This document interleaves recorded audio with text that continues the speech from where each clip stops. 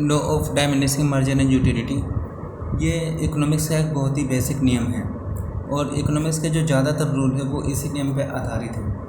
तो सबसे पहले हम इस लॉ को समझेंगे और इसमें हमारे दो लेक्चर्स होंगे, जिसमें से पहले लेक्चर में इस लॉ से संबंधित जो बेसिक चीज़ें हैं हम उनको समझेंगे और जो सेकंड लेक्चर होगा उसमें इस लॉ के जो भी हमारे एजम्पशंस हैं, जो भी टेबल्स है वो टेबल कैसे बनाई जाती है और जो भी हमारा ग्राफ बनेगा वो सारी चीज़ों को सेकंड लेक्चर में समझा जाएगा। तो इस पहले लेक्चर में हम इस लॉ से संबंधित जो बेसिक चीज़ें हैं उसको समझते हैं। ये आपका जो लॉ है, law of diminishing marginal utility, इसमें तीन चीज़ें हमारे हैं जो हमें समझना है। जैसे सबसे पहले इसमें एक वर्ड आता है यूटिलिटी। इस यूटिलिटी का मीनिंग क्या होता है, सबसे पहले आपको ये समझना पड़ेगा। इसके बाद वर्ड है margin and utility. Margin and utility का मीनिंग क्या है उसको समझा जाएगा और उसके बाद हम समझेंगे डायमिनिशिंग मार्जिन एंड यूटिलिटी, इसकी मीनिंग क्या होती है।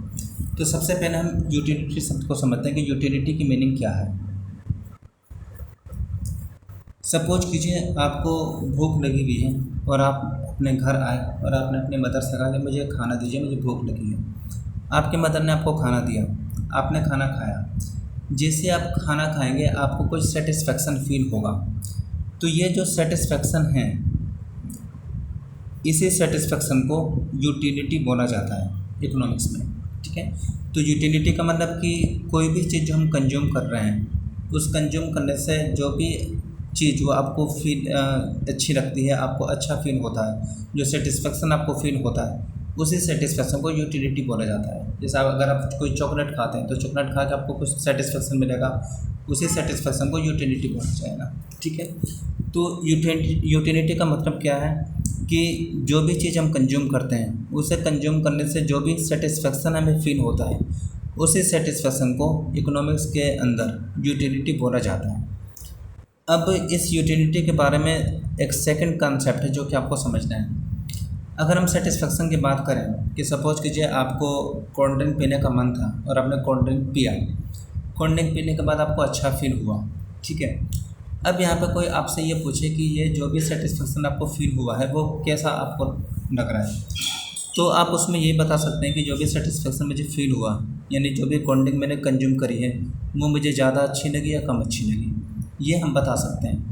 लेकिन अगर कोई पर्सन हमसे ये कहे कि जो भी कोल्ड ड्रिंक को आपने कंज्यूम किया उससे जो भी आपको सेटिस्फेक्शन मिला वो सेटिस्फेक्शन कितने नंबर के बराबर था, उसे आप कितने नंबर देना चाहेंगे, तो ये हमारे लिए थोड़ा मुश्किल हो सकता है। क्योंकि सेटिस्फेक्शन एक फीलिंग्स है, उसके बारे में ये तो बताया जा सकता है कि सेटिस्फेक्शन हमें ज़्यादा अच्छा लगा या कम अच्छा लगा, यानी जो भी चीज़ हमने खाई है या जो भी चीज़ हमने यूज करी है वो हमें ज़्यादा अच्छी लगी या कम अच्छी लगी। उसका ऑर्डर तो तय किया जा सकता है कि ज़्यादा अच्छी लगी या कम अच्छी लगी, लेकिन वो कितने नंबर के बराबर अच्छी लगी वो नहीं बताया जा सकता। लेकिन मिस्टर मार्सन जो बहुत बड़े इकोनॉमिस्ट थे, उनका ये मानना था कि जो भी सेटिस्फेक्शन हमें फील होता है उसको हम नंबरों में बता सकते हैं। यानी कोल्ड ड्रिंक को पीने के बाद जो भी जैसे भी कोल्ड ड्रिंक हमें अच्छी लग रही है, तो 5 के बराबर अच्छी लग रही है, 4 के बराबर अच्छी लग रही है, उसको नंबरों में बताया जा सकता है। तो उनका कहना था कि ये जो सेटिस्फेक्शन है, यानी ये जो यूटिलिटी है, इसको नंबर में बताया जा सकता है। कि जैसे आपने एक रोटी खाई और आपसे ये पूछा जाए कि रोटी जब आपको खाने में अच्छी लगी उसे वो कितने नंबर के बराबर अच्छी लगी, यानी उसे आप कितने नंबर देना चाहेंगे। और मान लीजिए आपने उसे सोचा कि मुझे, सोचने के बाद आपने बताया कि हाँ ये जो सेटिस्फेक्शन है ये इसे मैं 5 नंबर देना चाहूँगा, तो आपने उसे 5 नंबर दे दिया। तो यहाँ पे ये जो डिजिट है इसको बोला जाता है यूटिल्स, कि 5 यूटिल्स के बराबर आपको सेटिस्फेक्शन फील हुआ है। ये 4 है तो 4 यूटिल्स के बराबर आपको सेटिस्फेक्शन फील हुआ है। तो ये जो नंबर्स हैं, इन नंबर्स को इकोनॉमिक्स में यूटिल्स बोला जाता है, ठीक है। यूटिलिटी का क्या मतलब है, जो भी सेटिस्फेक्शन हमें फील होता है उस सेटिस्फेक्शन को ही हम इकोनॉमिक्स में सेटिस्फेक्शन ना बोल के यूटिलिटी बोलते हैं। तो यूटिलिटी का सीधे सीधे जो रिलेशन है वो आपका सेटिस्फेक्शन से है, यानी सेटिस्फेक्शन को ही यूटिलिटी बोला जाता है। अब बात आती है आपकी मार्जिनल यूटिलिटी की, कि मार्जिनल यूटिलिटी का मतलब क्या है। मार्जिनल यूटिलिटी का मतलब समझने के लिए इसमें सबसे पहले आपको जो मार्जिनल शब्द है, इस मार्जिनल शब्द का मतलब समझना पड़ेगा। मार्जिनल का मतलब होता है सीमांत। सीमांत का मतलब होता है सीमा का अंत, यानी कि बिल्कुल अंत वाला। इसका मतलब है कि अगर आप 3 या 4 यूनिट किसी चीज़ की खा रहे हैं, अगर आप 4 यूनिट किसी चीज़ की खा रहे हैं तो उसमें जो सबसे अंतिम वाली यूनिट होगी यानी कि चौथी यूनिट, उससे मिलने वाले सेटिस्फेक्शन को, उससे मिलने वाली यूटिलिटी को मार्जिनल यूटिलिटी बोला जाएगा। अब इसको एक एग्जाम्पल से समझ लेते हैं। मान लीजिए आपने 4 रोटी खाई, आपको भूख लगी है, आपने पहली रोटी खाई, आपने उसके पहली रोटी खाने के बाद आपको कुछ सेटिस्फेक्शन फील हुआ। अब यहाँ पे आपसे किसने पूछा कि आपने जो पहली रोटी खाई है उसमें जो भी सेटिस्फेक्शन आपको फील हुआ उसे आप कितने नंबर देना चाहेंगे। तो आपने उसे सोचने के बाद बताया कि अगर मैं जो भी रोटी मैंने खाई है, जो भी सेटिस्फेक्शन मुझे फील हुआ है, अगर मैं उसे नंबर देना चाहूँ तो मैं उसे फॉर एग्जांपल 6 नंबर दे देता हूँ। ठीक है। इसके बाद आपको सेकंड रोटी खाने को दी गई, आपने सेकंड रोटी को कंज्यूम किया। इसके बाद आपसे ये पूछा गया कि जो सेकंड रोटी आपने खाई है उससे कितना सेटिस्फेक्शन आपको मिला। तो पहली रोटी खाने के बाद आपको काफ़ी ज़्यादा तेज़ भूख लगी हुई थी, उसके बाद आपने पहली रोटी को कंज्यूम किया। तो पहली रोटी खाने के बाद आपका पेट थोड़ा सा कुछ भर चुका रहेगा। इसके बाद जब आप सेकंड रोटी खाएंगे तो आपको वो सेकंड रोटी अच्छी तो लगेगी, लेकिन शायद उतनी अच्छी नहीं लगेगी जितनी कि पहली रोटी अच्छी लग रही थी। तो उससे कुछ कम अच्छी आपको सेकंड रोटी लगेगी। अब सेकंड रोटी के बारे में आपसे पूछा गया कि इससे आप कितने नंबर देना चाहेंगे। तो आपको चूँकि ये पहली रोटी के मुकाबले कुछ कम अच्छी लगी है, इसलिए आप इसे नंबर भी पहली रोटी के मुकाबले थोड़े से कम देंगे। मान लीजिए आपने इसे 4 नंबर दिया कि मुझे 4 के बराबर जो सेटिस्फेक्शन है, जो यूटिलिटी है वो मुझे फील हुई है। इसके बाद आपने तीसरी रोटी खाई। तो जब आप थर्ड रोटी खाएंगे तो 2 रोटी खाने के बाद आपका पेट पहले से ज़्यादा भर चुका है। तो तीसरी रोटी भी आपको अच्छी तो लगेगी, लेकिन हो सकता है कि उतनी अच्छी ना लगे जितनी कि सेकंड रोटी अच्छी लग रही थी। अब आपसे ये पूछा गया कि इसमें जो भी रोटी आपको अच्छी लगी उसे कितने नंबर देना चाहेंगे। तो आपने सोच के बताया कि मैं इसे 3 नंबर देना चाहूँगा। इसके बाद आपने चौथी रोटी आपको खाने के लिए दी गई। तो 3 रोटी तक आपका पेट काफ़ी कुछ भर चुका था। उसके बाद जब आपकी चौथी रोटी आपको खाने को मिलेगी तो ये आपको अच्छी तो लगेगी, लेकिन शायद उतनी अच्छी नहीं लगे जितनी कि तीसरी रोटी लग रही थी, क्योंकि अब आपका पेट काफ़ी हद तक भर चुका है। अब इसके बारे में भी आपसे पूछा गया कि आपको जो सेटिस्फेक्शन फील हुआ है वो उसे आप कितने नंबर देना चाहेंगे। जो यूटिलिटी आपको मिली है इस रोटी को खाने से उसे कितना नंबर देना चाहेंगे। तो चूँकि ये रोटी आपको पिछली रोटी से थोड़ी सी कम अच्छी लगी थी, तो उसके आधार पर आपने इसे फॉर एग्जाम्पल 1 नंबर दे दिया। ठीक है। इस तरीके से ये प्रोसेस हमारा आगे चल रहा है। अब यहाँ पे आपको मार्जिनल यूटिलिटी इस सब को समझना है। मार्जिनल यूटिलिटी में मार्जिनल का मतलब क्या है? सीमांत, यानी सीमा का अंत। सीमा का अंत का मतलब क्या है कि ये जो 4 रोटी आपने कंज्यूम करी है, इसमें इस पूरी ये जो सीक्वेंस आपका चला है, इसमें सबसे अंत वाली रोटी कौन सी है? सबसे अंत वाली रोटी आपकी 4th है, ये चौथी वाली रोटी है, क्योंकि इसके आगे आपने खाने को बंद कर दिया। तो यहाँ पे जो सीमा का जो अंत है, यानी कि बिल्कुल जो अंतिम वाली रोटी है वो आपकी 4 है। तो इस अंतिम वाली रोटी से जो सेटिस्फेक्शन आपको मिलेगा इसको बोला जाएगा मार्जिनल यूटिलिटी।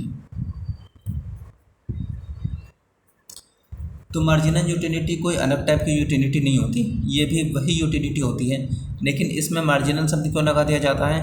क्योंकि जो भी यूनिट हम कंज्यूम कर रहे थे उसमें जो सबसे अंतिम वाली यूनिट है उससे मिलने वाली जो भी यूटिलिटी होगी उसको मार्जिनल यूटिलिटी बोला जाएगा। तो यहाँ पे अगर आप 4 रोटी खा रहे थे तो इसमें जो सबसे अंतिम वाली रोटी थी वो चौथी रोटी थी। तो चौथी रोटी से जो भी आपको यूटिलिटी मिली उस यूटिलिटी को मार्जिनल यूटिलिटी बोला जाएगा। अगर हमने 4 रोटी ना खा के केवल 3 ही रोटी खाई होती तो इसमें सबसे अंतिम वाली रोटी कौन सी होती? तीसरी रोटी होती।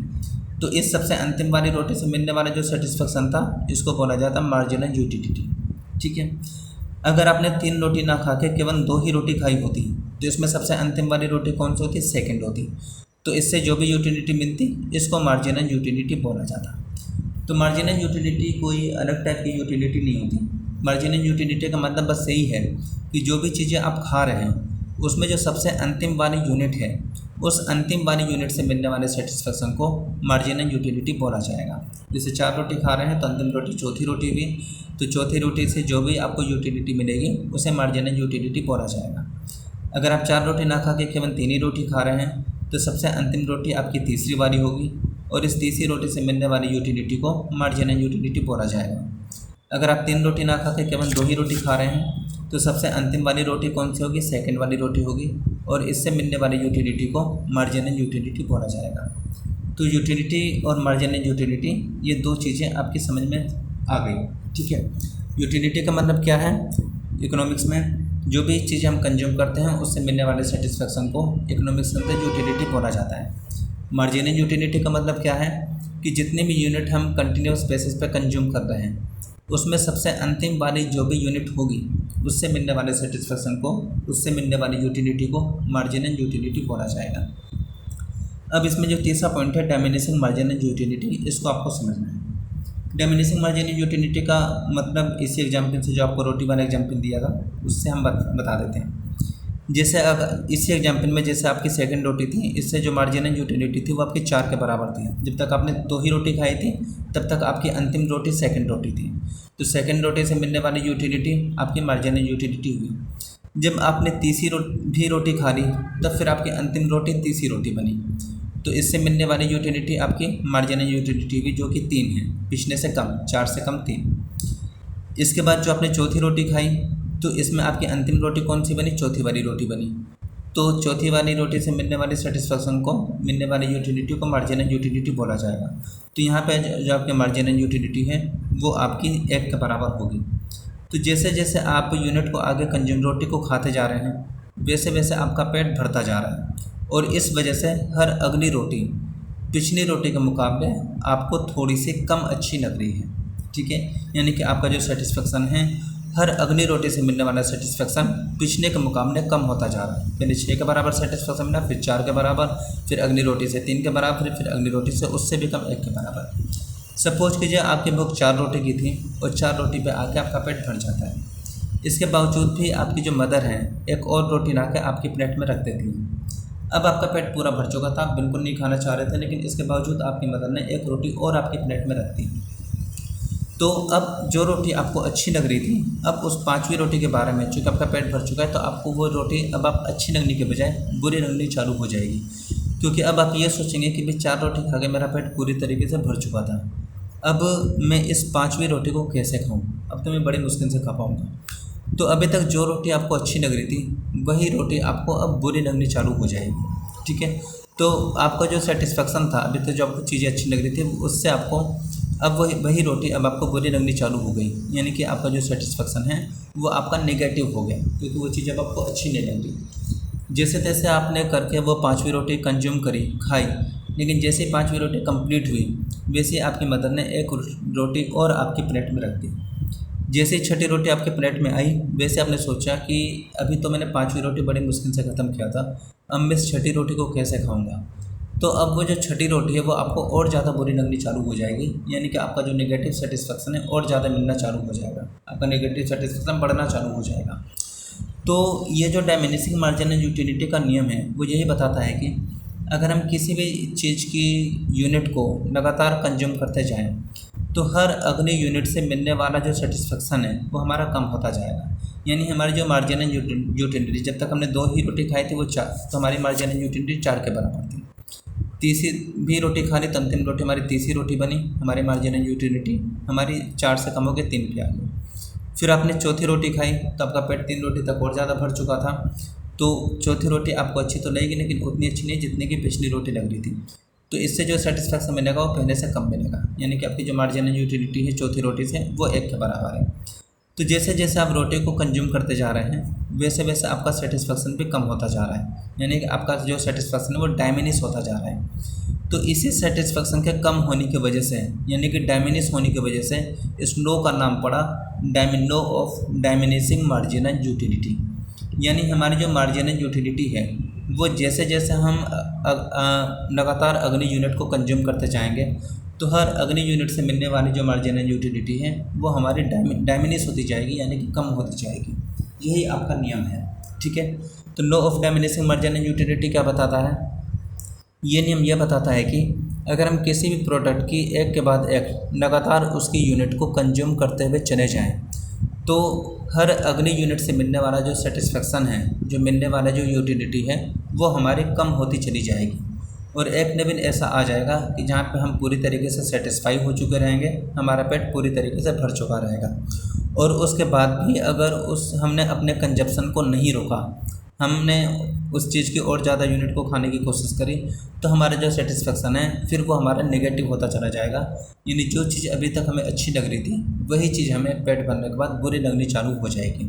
तो ये इस नियम का मतलब था।